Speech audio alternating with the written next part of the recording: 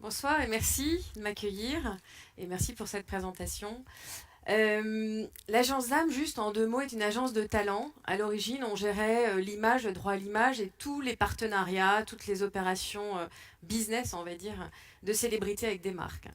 Notre métier a beaucoup évolué, vous allez le voir, et aujourd'hui, on va parler plutôt d'influence. Tout ça est extrêmement lié. Alors moi, je suis évidemment, j'ai la chance d'être pile dans le cœur de la thématique de cette année.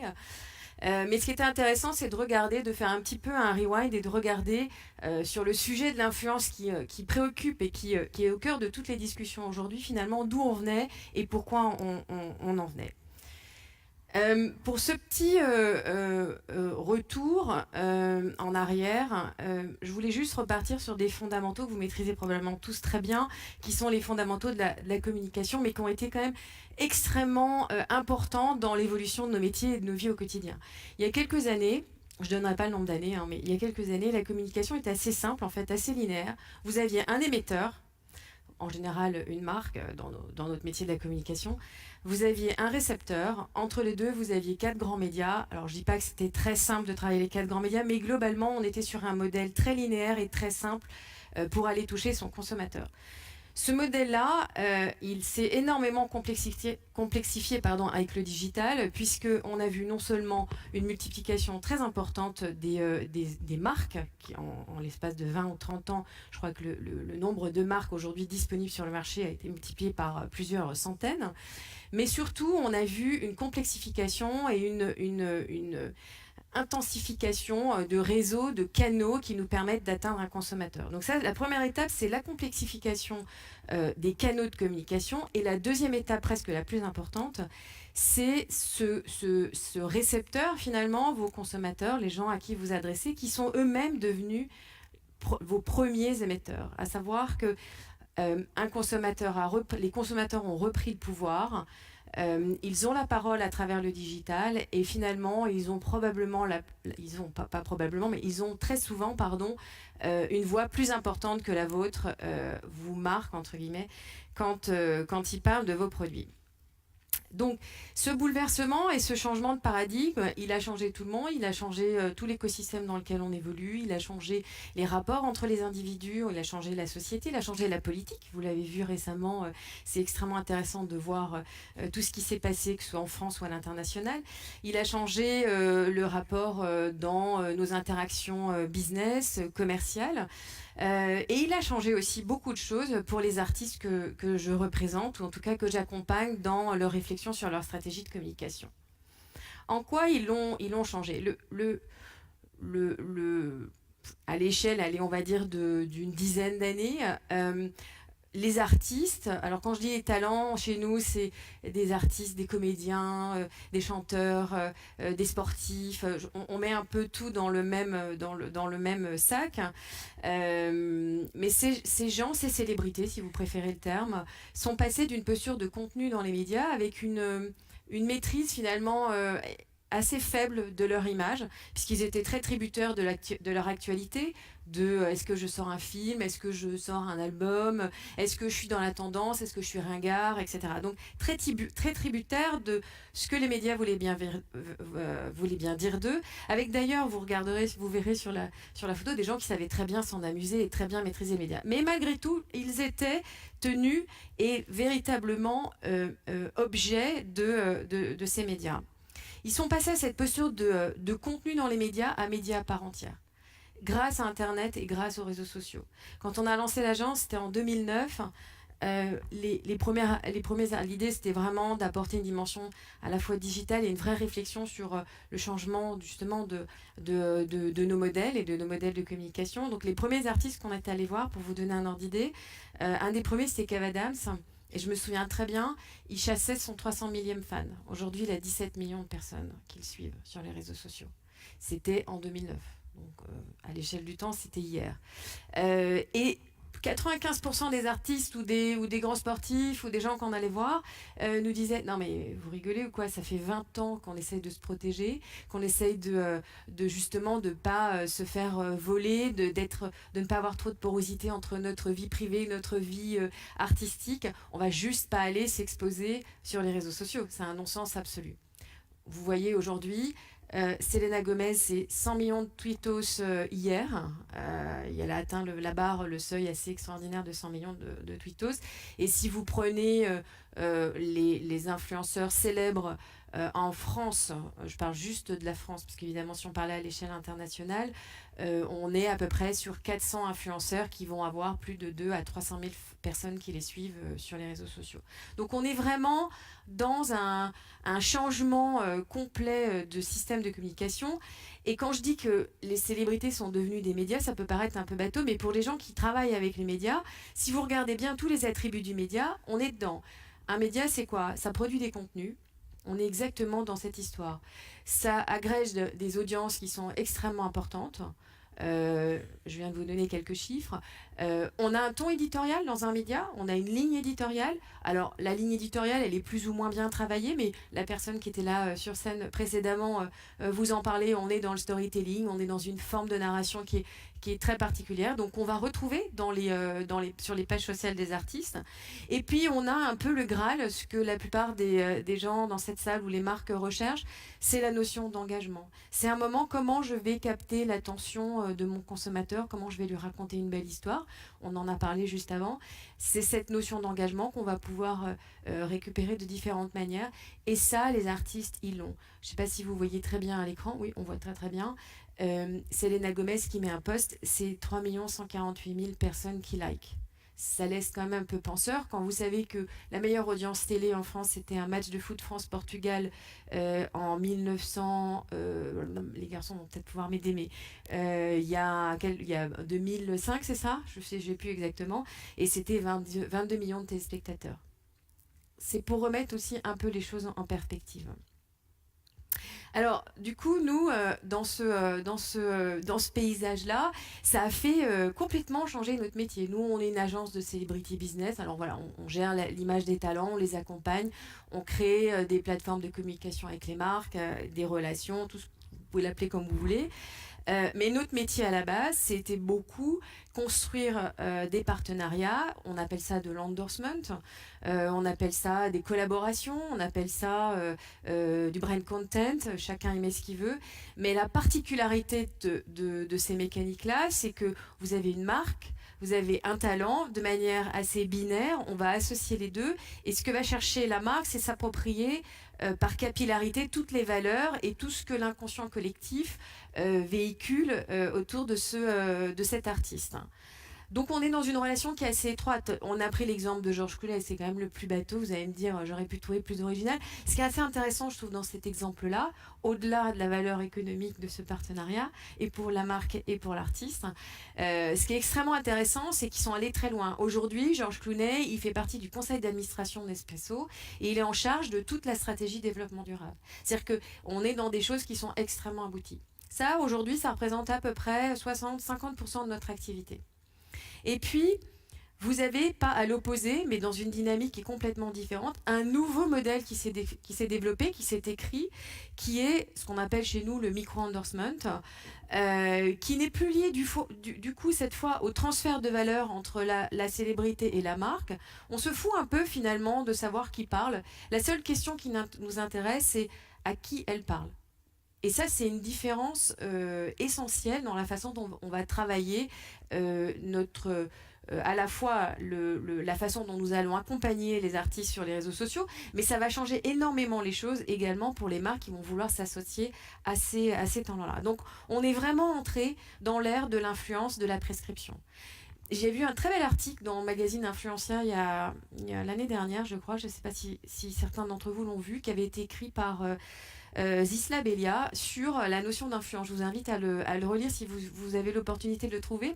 L'influence, il y a toujours une petite connotation négative en fait quand on parle d'influence, parce qu'on a l'impression qu'influencer quelqu'un, c'est un peu le prendre pour un idiot, c'est lui raconter quelque chose en espérant qu'il va l'avaler sans trop en faire d'histoire. L'influence, en réalité, c'est un peu le repas dominical il y a 30 ans quand moi j'étais petite, on organisait un déjeuner, il y avait toute la famille, on parlait de tout, de rien. Il y a le tonton qui racontait dans quelle voiture il roulait.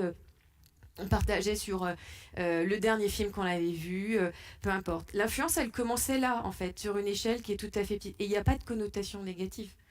l'influence, elle s'est démultipliée, elle s'est élargie. Il y a des façons différentes de communiquer et pour reprendre l'expression qu'on utilise tous, de narrer cette expérience, la narration publicitaire. Aujourd'hui, on sait à peu près, en tout cas on est en train de tâtonner, mais on est en train de la faire évoluer, mais pour moi ça reste quand même toujours un objectif assez vertueux. Dans l'influence, vous avez finalement différents niveaux de personnalité, ou en tout cas d'univers qui vont vous permettre de travailler justement auprès de ces cibles. Donc on a parlé des célébrités, je vous ai donné quelques exemples. On a vu, nous, progressivement apparaître au fil des ans les stars du digital. Alors, ce qui est intéressant dans les stars du digital, est-ce que vous êtes allé, est-ce que certains d'entre vous sont allés voir Video City?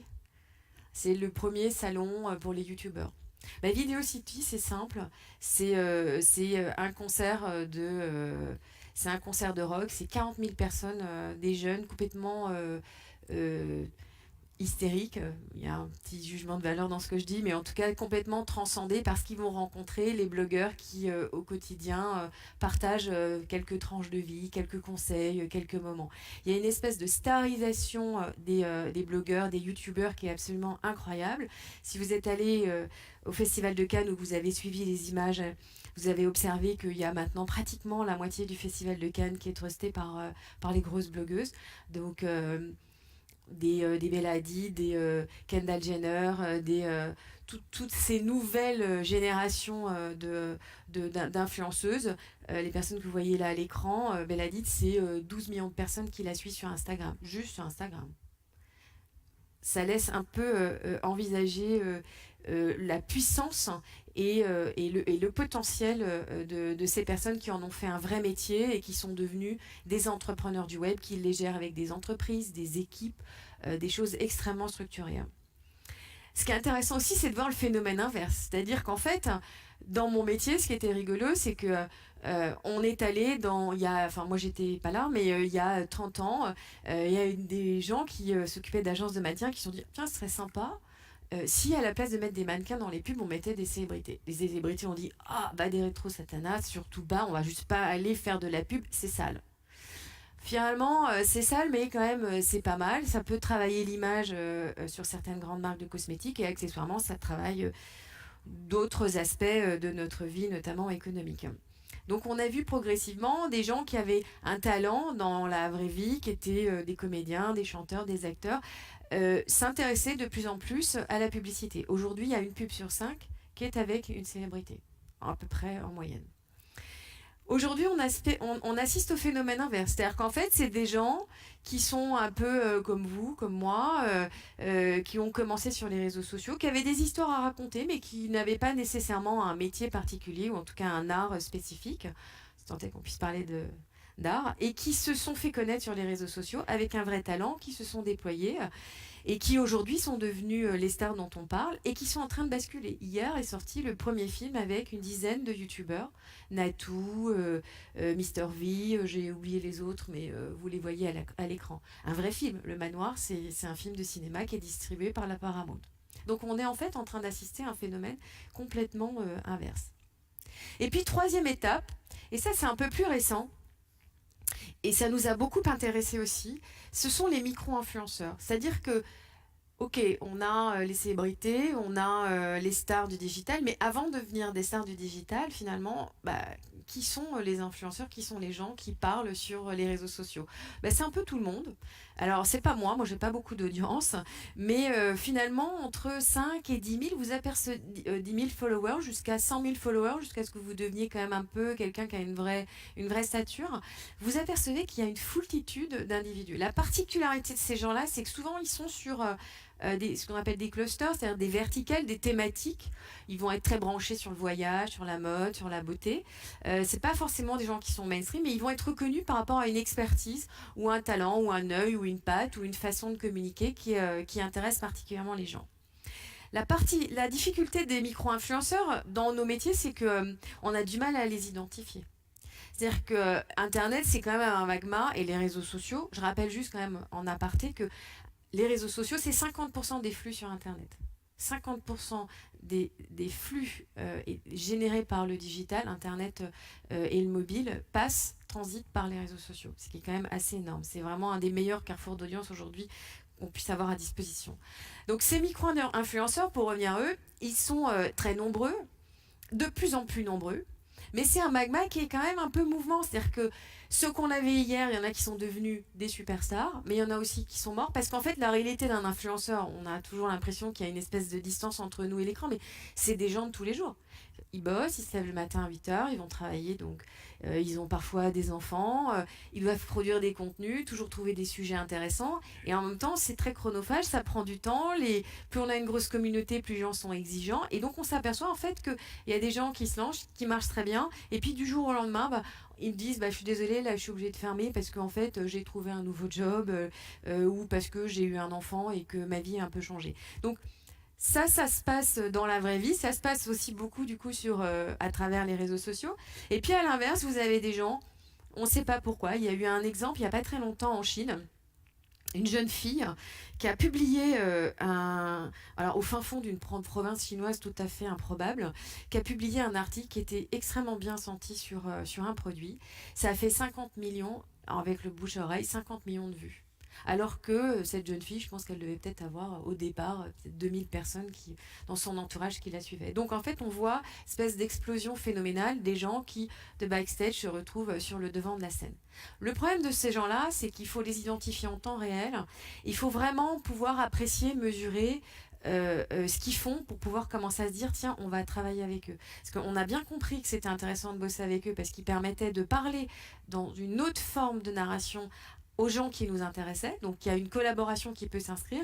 Mais la question, c'est comment on va les chercher.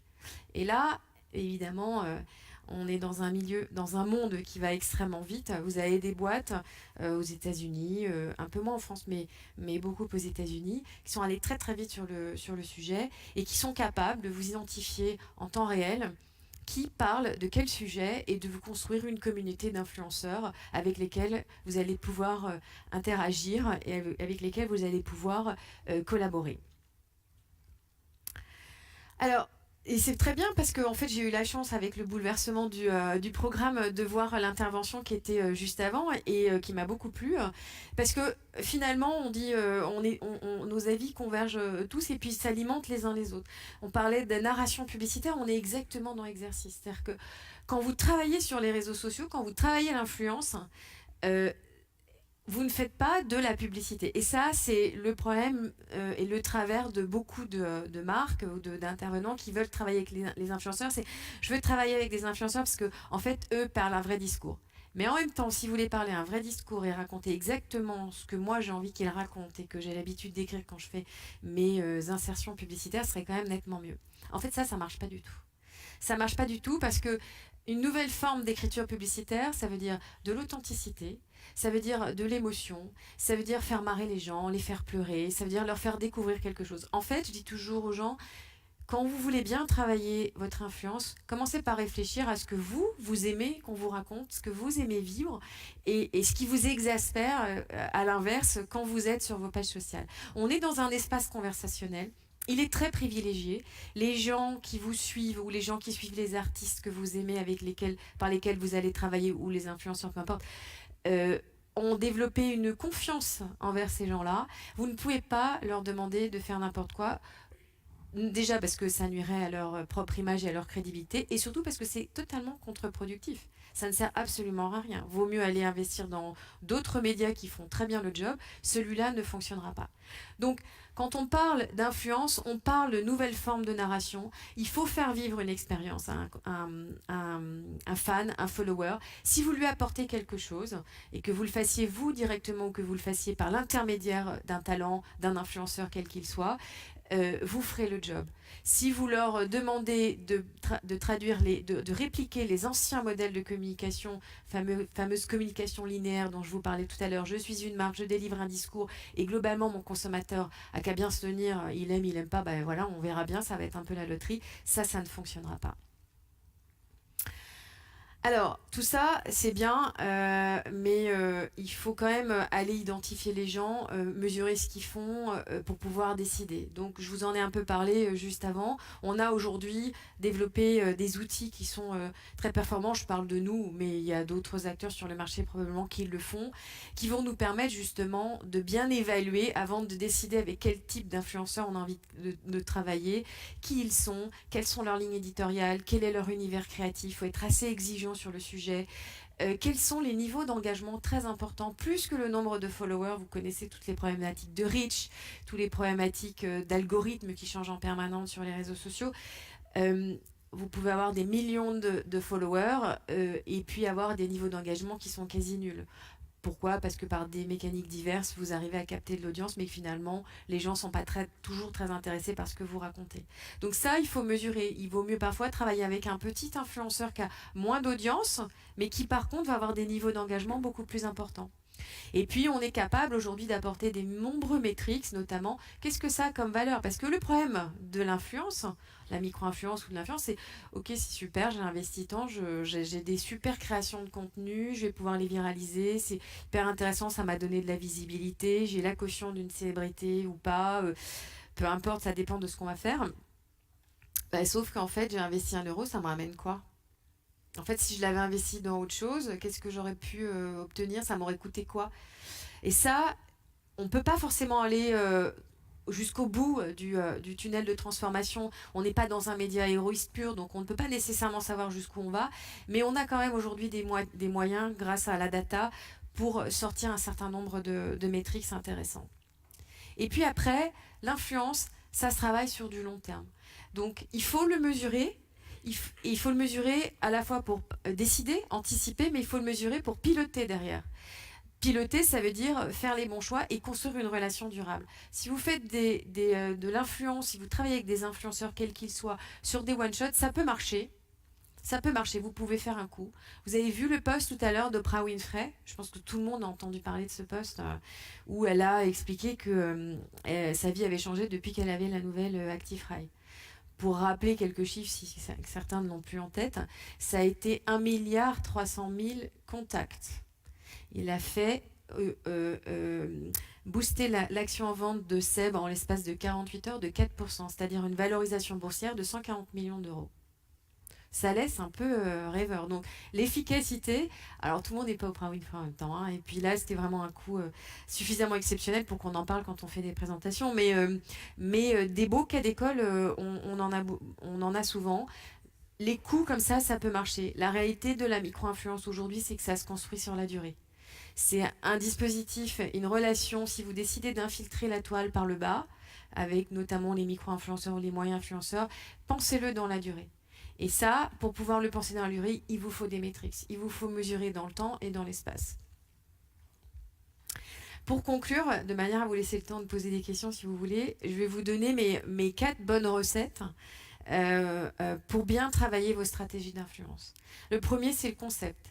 Si vous avez une bonne histoire, si vous avez vraiment quelque chose à raconter, si vous travaillez sur l'émotion, sur l'engagement, sur la fameuse narration publicitaire, vous pourrez engager les gens et votre opération sera efficace. Donc, travaillez votre concept. Ça n'a pas besoin d'être compliqué, hein. D'ailleurs, souvent, quand nous, on est briefé par des clients et qu'on met 2 jours pour trouver un concept, c'est qu'en fait, il vaut mieux arrêter parce qu'en fait, ce ne sera pas une bonne idée. S'il ne vient pas assez spontanément, c'est que généralement, c'est tiré par les cheveux, ça ne marche pas. La deuxième, c'est faites confiance. Dans l'influence, vous n'écrirez jamais pour les influenceurs. Donc, c'est eux qui doivent s'approprier avec les mots, avec leurs mots, votre produit. Et c'est à ce prix-là que vous pourrez être dans l'efficacité. Donc, la créativité et l'interprétation de vos campagnes, de vos produits, de vos opérations doit être laissée au libre choix, à la libre interprétation des talents et des influenceurs. La troisième chose, je vous l'ai dit longuement, il faut le mesurer. Et la quatrième, c'est penser vraiment, encore une fois, à le travailler sur du long terme. Voilà, merci.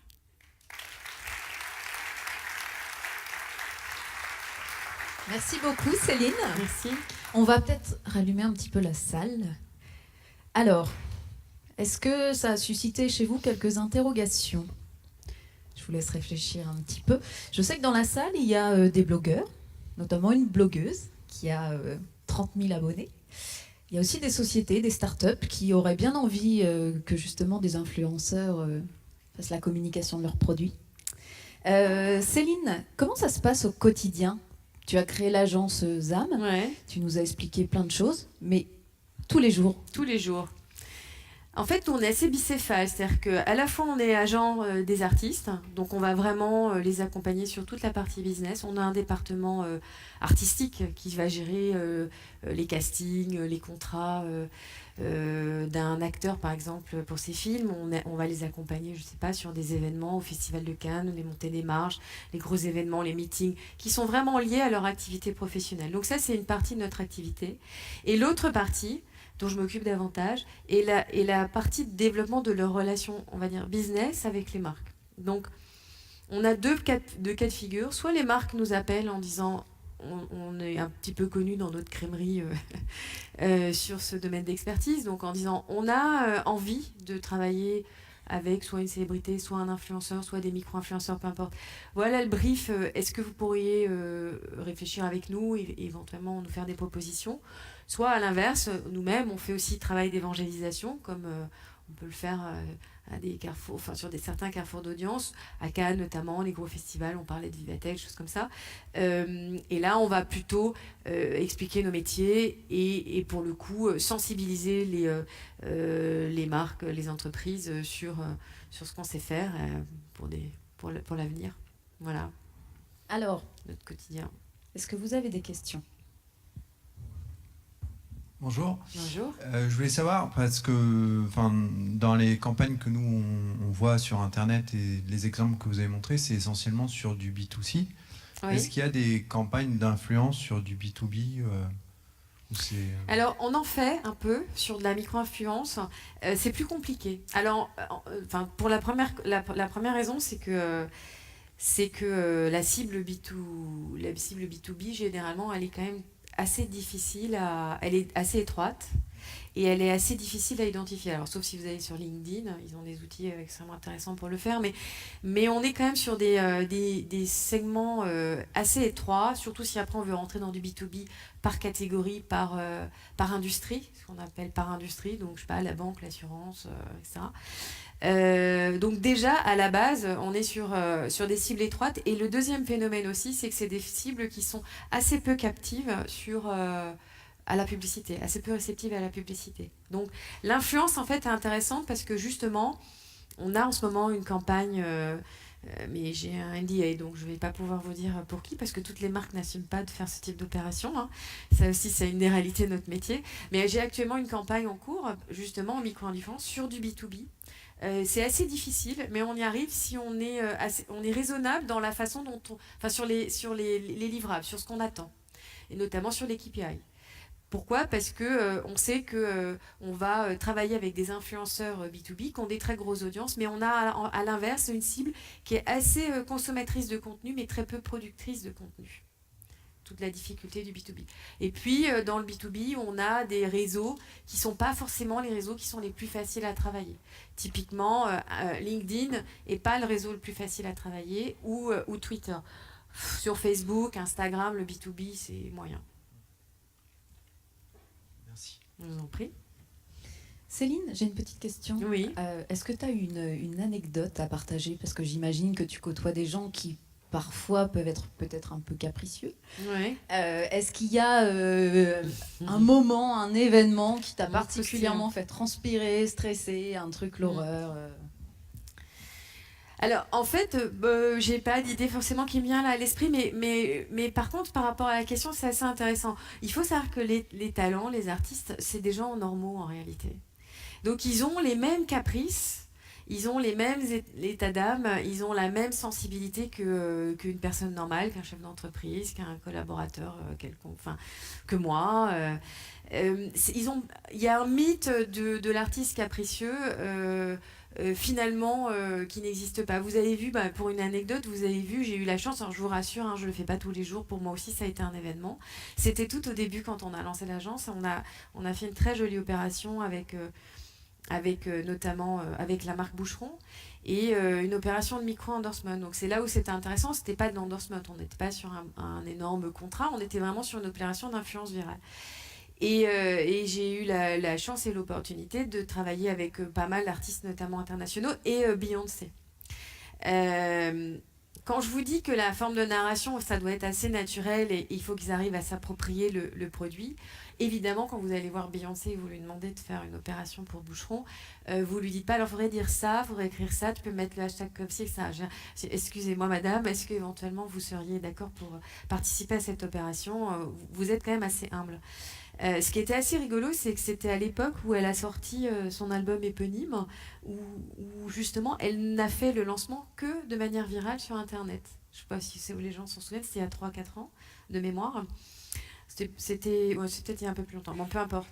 Ça a été une des premières dans l'industrie du disque. Il n'y a eu aucune communication, elle n'a rien fait. Elle est allée un jour, elle a annoncé la veille pour le lendemain qu'elle était au Radio City Hall et qu'elle allait faire un concert. Donc ça a été la ruée évidemment sur toutes les places, tous les médias se sont accaparés du sujet. Donc ça a été un carton plein, l'album a fait des miracles.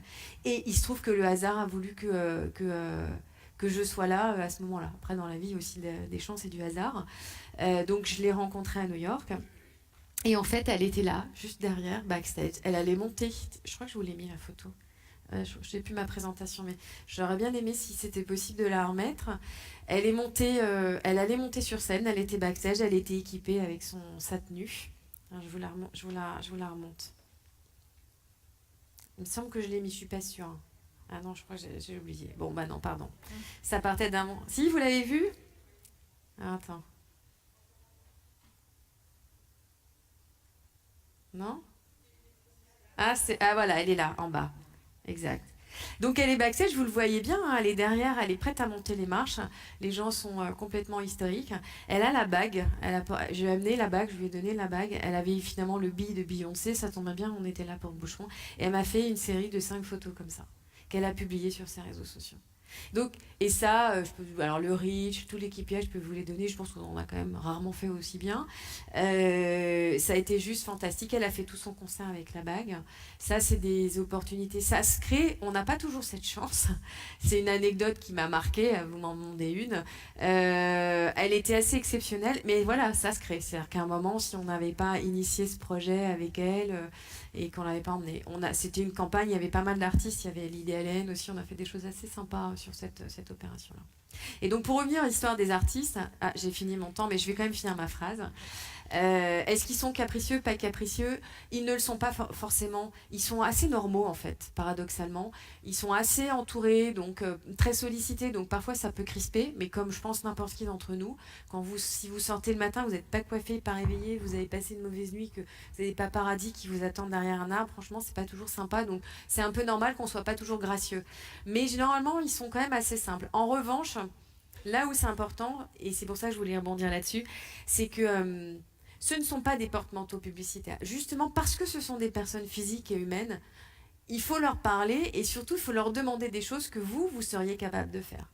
C'est-à-dire que souvent c'est la grosse difficulté qu'on rencontre dans notre job, c'est que vous avez une personne physique face à une personne morale, une entreprise face à un artiste. Et forcément, les enjeux de l'entreprise, quand ils payent pour un contrat, quel que soit le montant du contrat, c'est d'avoir le maximum, tout est hyper bordé dans les contrats, je veux ci, je veux ça, parce que finalement c'est un peu comme Mythique ou les sites de rencontres sur Internet, on a un certain nombre de critères extrêmement rationnels que dans la vraie vie, quand vous rencontrez quelqu'un, vous ne mettez pas tous ces critères, si vous avez le coup de cœur, vous ne l'avez pas. C'est un peu comme ça chez nous, c'est-à-dire qu'à un moment on est face à des personnes physiques, il faut prendre ça en considération. Il ne faut pas leur demander de faire n'importe quoi et c'est pas parce qu'ils sont capricieux, c'est simplement parce que c'est leur intégrité, c'est ce qu'ils sont. Voilà. Merci Céline. Merci.